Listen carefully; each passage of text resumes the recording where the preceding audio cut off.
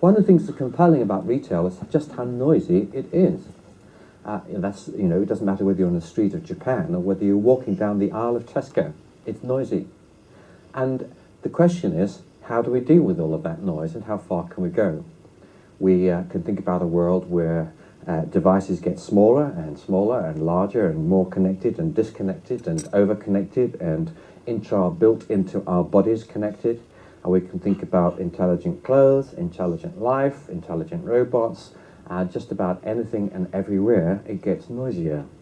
The more data there is, the faster we go. The faster we go, the less we understand. The less we understand, the more we want to control. And then there's the question about whether we can control machines by thinking alone. Yes, we can. Whether we can control robots and give them emotional intelligence. Yes, we can. And whether we can actually build chips that contain human brain cells. Yes, we can. I'm telling you history, you tell me the future. This is a chip which has right on its surface here brain cells which are growing across its surface to connect with other brain cells, because that's what brain cells are programmed to do. And when they find other brain cells, they put out more connections and you build bandwidth between one brain cell and another, which you're seeing here on this chip. Now, these aren't human brain cells, these are animal brain cells, but the principle is the same. Your brain cells are programmed to communicate with chips, because if your brain cells touch the surface of a chip and they experience an electromagnetic field, an electromagnetic signal, they immediately think that they found alien life on Earth.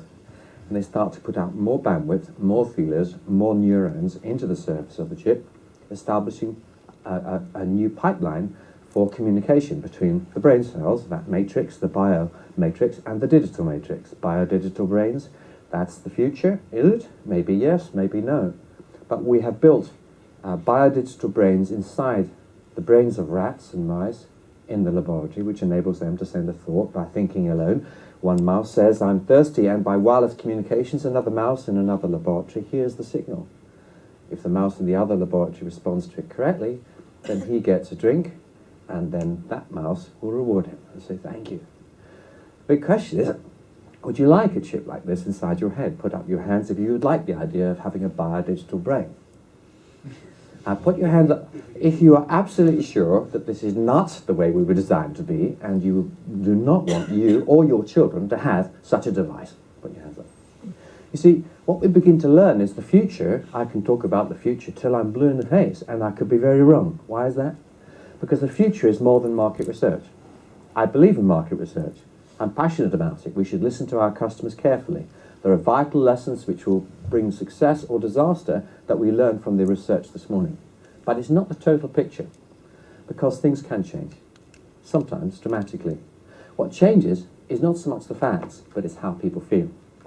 And the future is about one word. One word will drive the future more than innovation, more than politics, more than history, more even than an economic crisis, more even than any innovation in retailing.